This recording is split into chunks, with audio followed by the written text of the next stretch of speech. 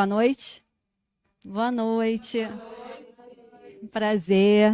Boa noite para quem está aí no YouTube assistindo. Eu sou Juliana Brits e vim aqui contar um pouquinho do meu trabalho para vocês. Eu trabalho com autoconhecimento.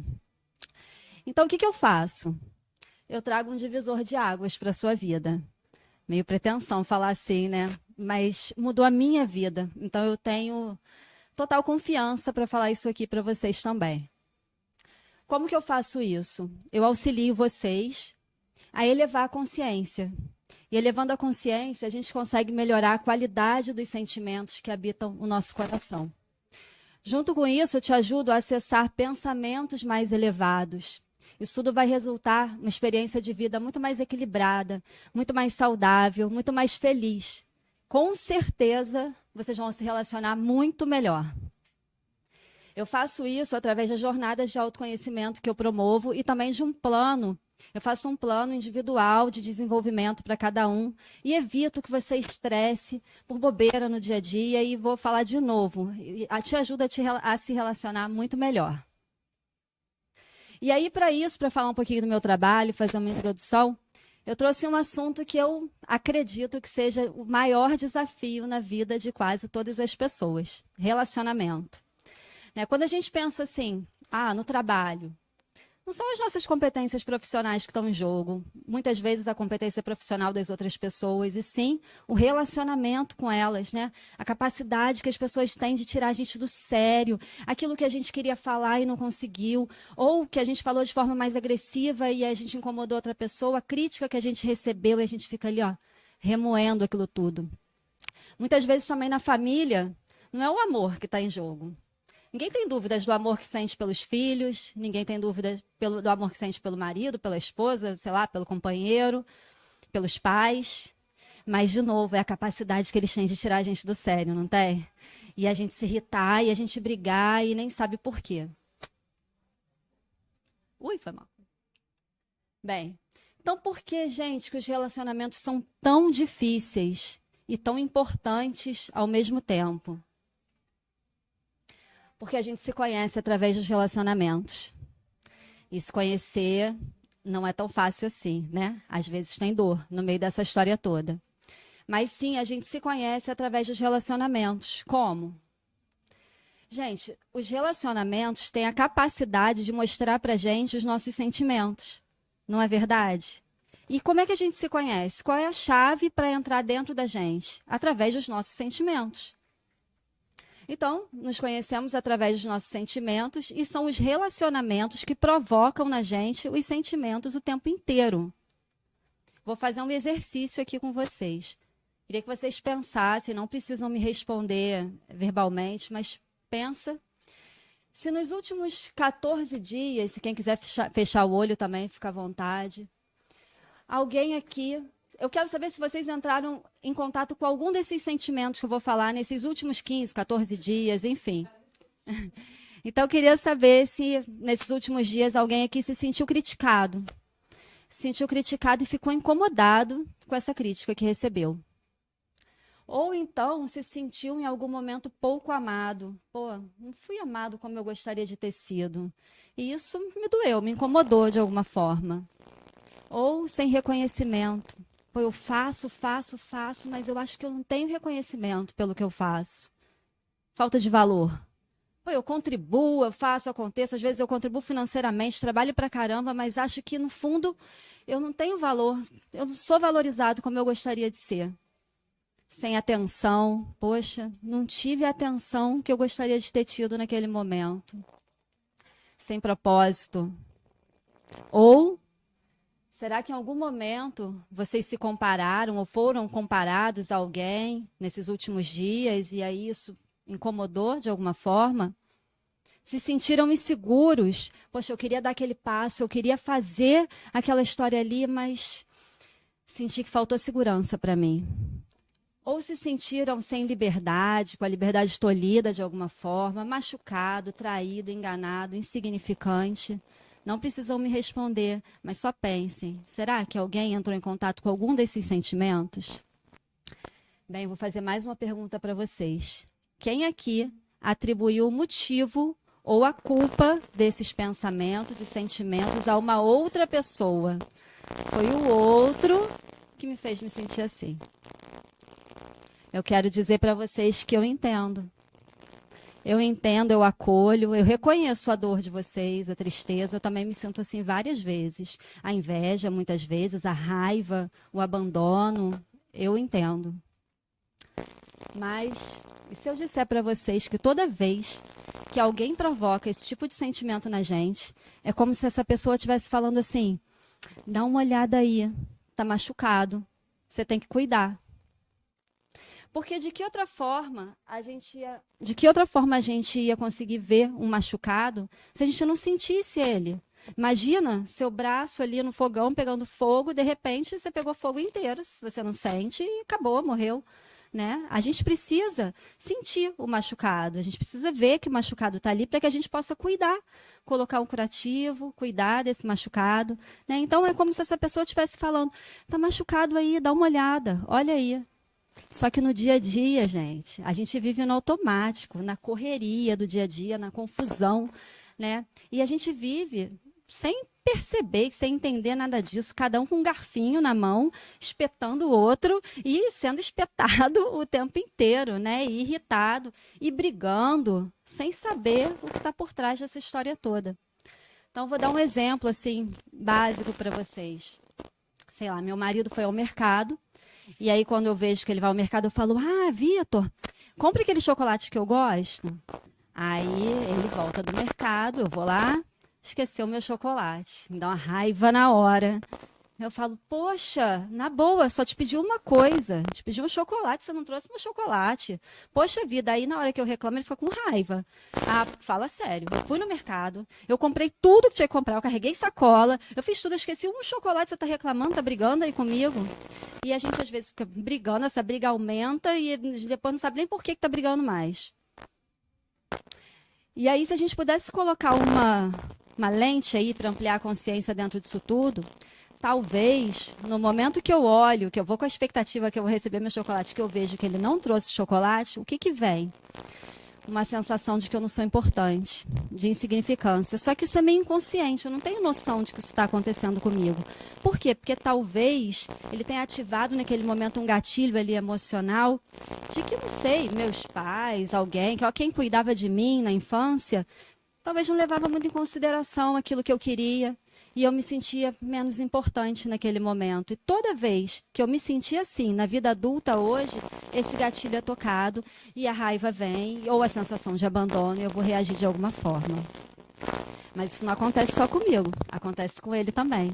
Na hora que eu vou lá e falo, pô, você esqueceu meu chocolate, e faço uma crítica, talvez eu também tenha acessado um gatilho emocional dele, que não sei, quem sabe os pais criticavam muito o que ele fazia e ele se sentia inadequado porque ele tentava fazer sempre certo, né? E aí, naquele momento, quando ele recebe a crítica, é o mesmo gatilho emocional que é tocado. E ele reage e a gente começa a brigar sem saber o que está acontecendo ali por trás.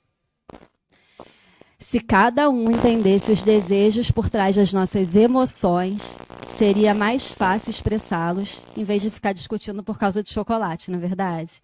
E aí vocês podem falar comigo assim, gatilho emocional por causa de um chocolate? Sim, os gatilhos emocionais são tocados o tempo inteiro.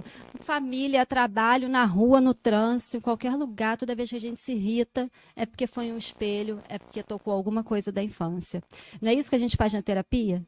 Na terapia, a gente vai para a terapia para falar o que o outro fez com a gente, o que aconteceu na nossa vida, né? Para que a gente, a partir daquela ação ali, a gente consiga entender o que passa dentro da gente, o que aconteceu na infância, e a gente faz esse link todo.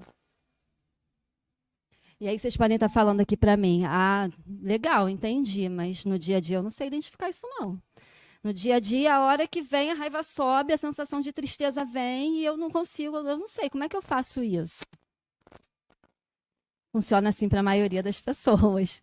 As pessoas não sabem mesmo. A gente não foi instruído a se conhecer, né? A gente estuda tanta coisa, né? Mas a gente se perde do maior dos ensinamentos aí, dos conhecimentos, que é o conhecimento de si mesmo. A gente não aprende isso. Então, é preciso estudar, olhar, entrar em contato com o autoconhecimento, para entender que a gente só vê a pontinha do iceberg numa briga, no relacionamento, né, na nossa vida, tem muita coisa por trás dominando a gente, de forma inconsciente. Tem criança, tem desejo, tem medo, tem um eu idealizado que eu criei, tem crenças. E isso tudo está ali registrado, tudo que a gente viveu está registrado num porão, numa biblioteca dentro da gente, do nosso inconsciente, sem que a gente perceba e se dê conta. Mas influenciou muito a nossa vida. E aí vocês podem me perguntar, tá, por que é tão difícil se conhecer? Como é que eu faço para me conhecer então? Gente, são muitas camadas em nós. E a gente precisa abrir todas elas e tirando todas essas camadas, esses véus, para que a gente possa se conhecer. Então, dentro da gente tem uma criança, e uma criança ferida, muitas vezes. A gente tem uma autoimagem idealizada, um eu que eu idealizo. A gente tem uma personalidade. E a gente tem uma essência que fica lá escondidinha, que é o melhor da gente, mas está coberto por todas essas camadas ali.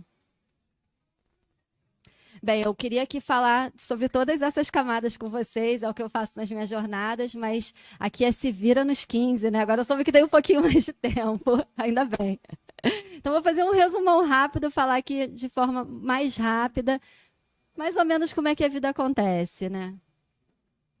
Então, quando a gente é criança, a gente sofre, sim, desamparo, frustração, decepção real e imaginária. E a gente sente. Então, tem crianças que foram realmente abandonadas, né? Tem crianças que sentiram o abandono quando os pais viajaram, quando o irmão nasceu, quando alguém voltou a trabalhar, quando chegou atrasado na escola. E, na verdade, não é que não importa, né? Mas isso não muda tanto o tamanho da dor. Eu não vou comparar a minha dor com a sua, né? Dói. Dói para todo mundo, dói de verdade. Então, a criança, por mais que a gente não lembre de nada disso, que a gente faz questão de esquecer.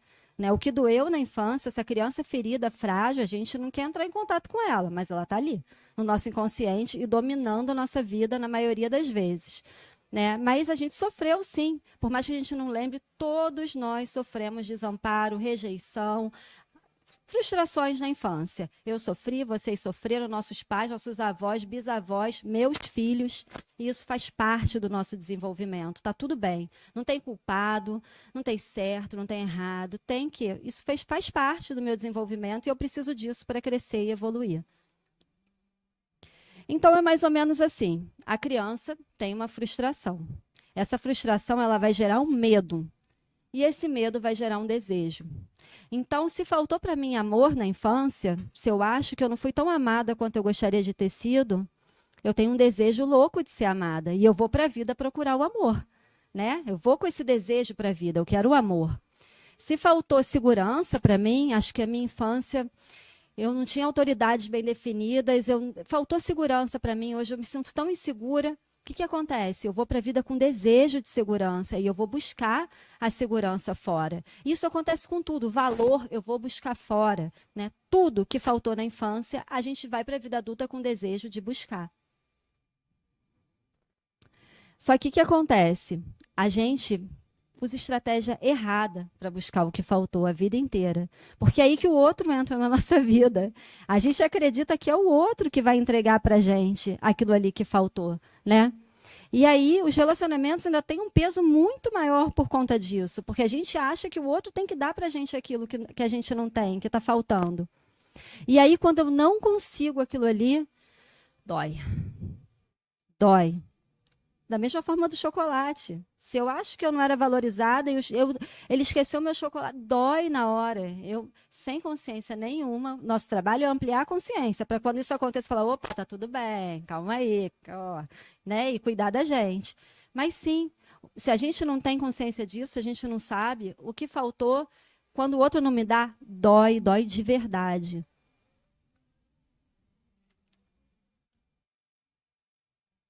Bem, então, para acessar o melhor que tem dentro da gente, que é a nossa essência, é preciso fazer trabalho de autoconhecimento, é preciso descobrir, tirar todas essas camadas, é preciso conhecer essa criança, saber o que falta para ela, quais são os seus desejos e o que ela busca na vida.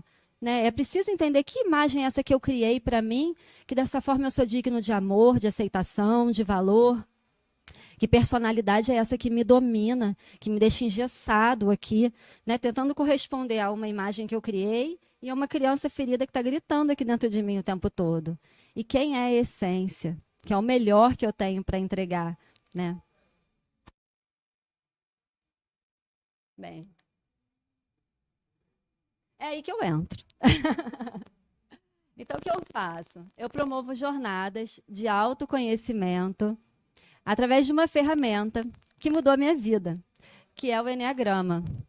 O Enneagrama é uma ferramenta incrível, uma ferramenta extremamente profunda, mas leve ao mesmo tempo a jornada, sabe?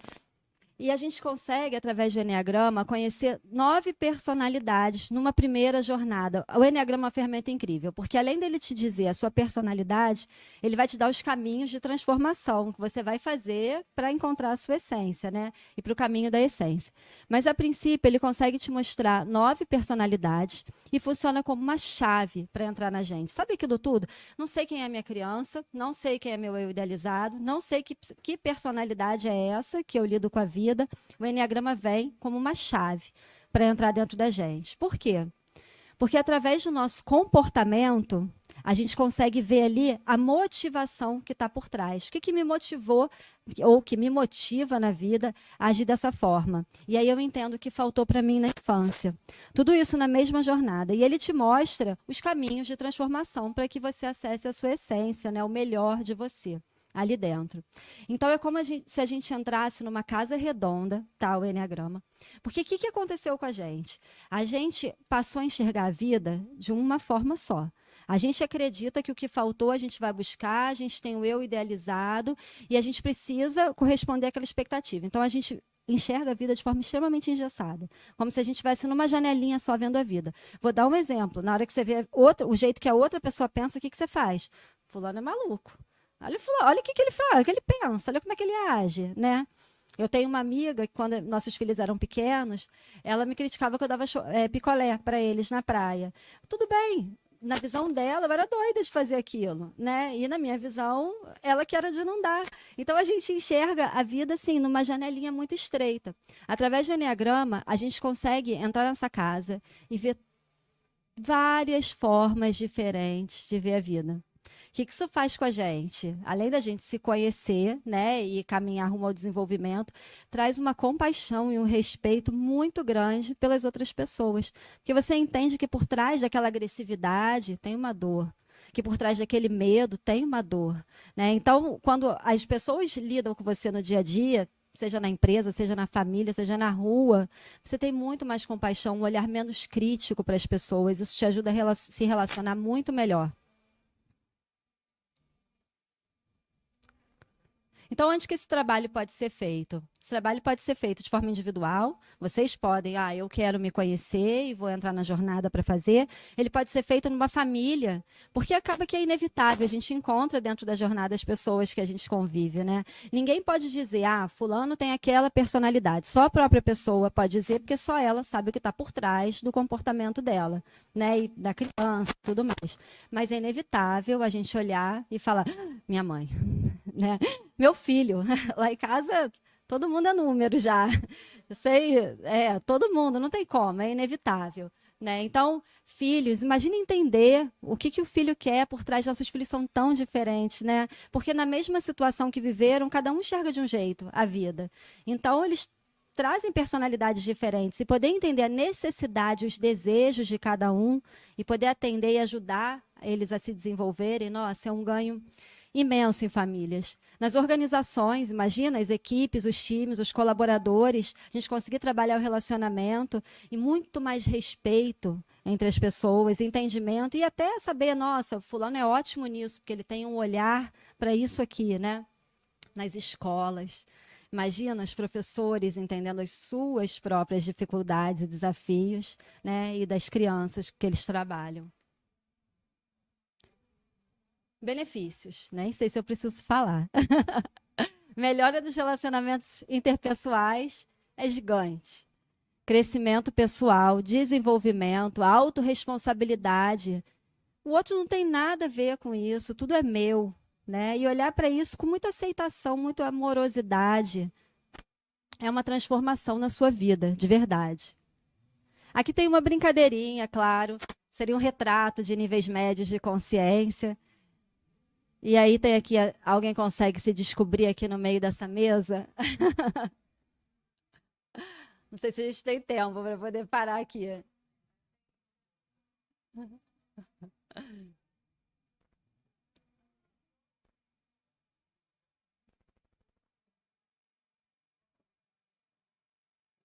Não é verdade isso? Bem, vou usar as palavras aqui de um mestre, um professor meu. Venha se desenvolver e se tornar um mestre de si mesmo. Escolha, a partir do autoconhecimento, a qualidade dos sentimentos que habitam o seu coração e a qualidade das atitudes que constroem a sua vida. Não sou eu que falo isso, é o Nicolai Cursino, mestre. Bem, nós criamos tudo que experimentamos nessa vida. Por quê? Porque os nossos pensamentos, eles criam os nossos sentimentos. Os nossos sentimentos criam as ações e reações. E as ações e reações criam as experiências de vida. Essa também não é minha, esse pensamento é do Guia, do Pathwork, uma outra escola de autoconhecimento. Mas eu proponho a vocês se conhecer, se quiserem saber agora um pouco mais sobre a jornada de autoconhecimento, sobre o Enneagrama, eu estou aqui para responder as perguntas. Não, deixa eu só finalizar. Desculpa, Iris. Bem, eu tenho certeza, é um divisor de águas na vida de vocês, tá? Eu sou Juliana, quem quiser me ver lá no Instagram. É isso, obrigada.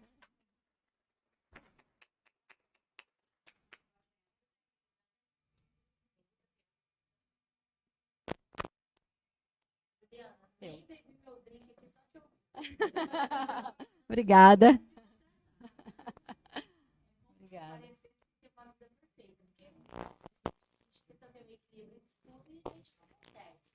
Porque somos empreendedores.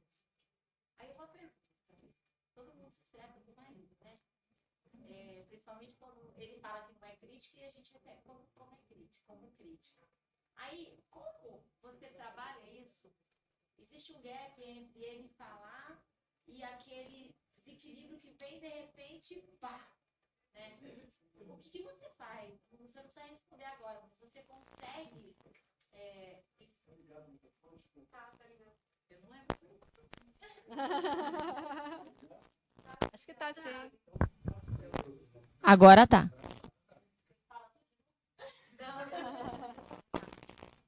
Você trabalha isso também, esse impulso, essa reação que a gente tem, que é extremamente espontânea, não é por maldade, mas que às vezes a gente não consegue controlar. É extremamente espontânea mesmo. Mas através do Enneagrama você vai entender que ela é sempre a mesma. A gente faltou algo na nossa infância, a gente vai para a vida com um mecanismo de defesa e a gente tem o nosso coração viciado num sentimento, buscando algo, e um pensamento fixado em alguma coisa. Então, não sei, vou dar um exemplo aqui, né? Tem pessoas que são muito prontas para o confronto, não tem? Não tem aquelas pessoas que falam alto, que eu não gosto de você e não tem problema nenhum em falar não, não tem? Tem.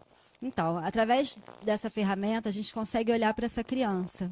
É uma criança que sentiu uma dor muito grande da insignificância, se sentiu traída, se sentiu não vista, se sentiu frágil de alguma forma, né? E o que ela fez, essa criança? Ela fechou esse coração. Quando ela fecha esse coração para se proteger, você imagina um coraçãozinho da criança inocente, que confia, né? E aí, de alguma forma, durante a vida, entendeu que não podia mais confiar, que não podia ser frágil, porque aquilo ali machucou ela de alguma forma. Então, ela fecha aquele coração, né? E ela vai para o mundo com muita força, com muita luxúria, né? Então, qualquer coisa, ela explode, ela vai para cima, ela vai para o confronto, porque ela está se protegendo. Nunca mais vão fazer aquilo comigo, nunca mais vão me deixar frágil daquele jeito. Na maioria das vezes, essa pessoa nem tem contato com essa fragilidade mais. O pensamento dela está fixado ali. Toma lá da cá. Bateu, levou. Se fizer comigo, vai tomar de volta. São pessoas mais assim, né? E tudo mais. Quando você encontra uma pessoa dessas, muitas vezes você se sente acuado, né? Ou você, poxa, foi grosseiro comigo. E através dessa ferramenta, você consegue olhar com muito mais compaixão para essas pessoas. Então, se o seu marido, por exemplo, num caso desse, né? Se o seu marido, por exemplo, é uma dessas pessoas e ele não conhece o Eneagrama, mas você conhece, você já sabe o que está por trás daquilo ali. Então, eu vou te ensinar estratégias para lidar com ele, para que você não vá em cima do gatilho dele, porque toda vez que ele se sentir frágil, toda vez que ele se sentir insignificante, ele vai reagir de volta com você. Mas isso aqui eu falei uma coisinha, né? Eu vou te ensinar isso em muitas personalidades. Então, se o marido e a mulher quiserem fazer juntos, um ganho absurdo, né? Mas se você fizer sozinha, você já vai olhar com ele com muito mais carinho, para ele com muito mais carinho. O que ele fizer com você vai te trazer muito menos reatividade. Por quê? Porque você vai se conhecer também. Então, você vai saber qual é o seu gatilho, aonde é que te tira do sério. E aí você também vai poder olhar para isso e cuidar. Né, com muito mais cuidado. Eu, depois, lá em cima, se você quiser, eu posso te dar vários exemplos meus da minha vida com o meu marido em casa. Né? Eu sou uma 3, ele é um 9.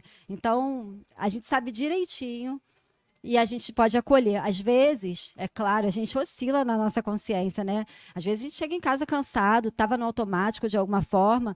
Se manter numa consciência mais elevada exige respiração, exige meditação, né? Mas aí às vezes a gente até se estressa, mas depois é muito mais fácil entender o que aconteceu ali, sabe? E pedir desculpa e se acolher. Obrigada.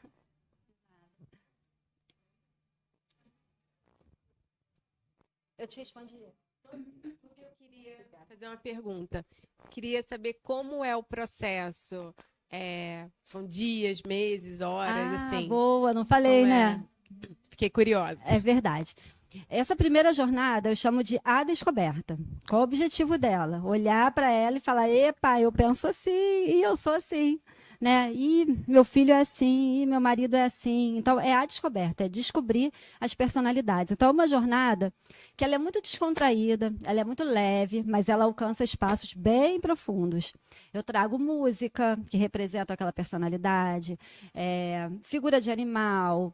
E aí eu falo várias características e comportamentos do dia a dia dessas pessoas. A gente acessa a criança, o que faltou naquela criança.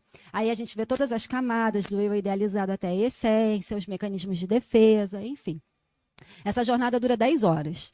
E ela pode ser feita presencial, online, em grupo ou individual. Em grupo funciona super bem, porque você não precisa se expor muito se você não quiser, mas é inevitável, porque quando eu acabo de falar, as pessoas, minha mãe, e aí querem falar, nossa, sou eu sou assim, e querem falar. E a contribuição de um com o outro é incrível, né? Porque você vê ali na prática, real, como que as pessoas realmente pensam, sentem e agem diante das situações da vida. Então, são 10 horas, eu geralmente divido em 5 encontros de 2 horas cada, que eu faço uma introdução e depois 2 personalidades por dia.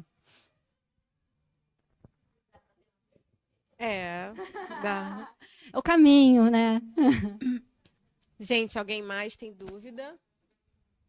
Mas eu vou pedir para vocês se encaminharem com a Ju aqui para cima para ela desenvolver mais.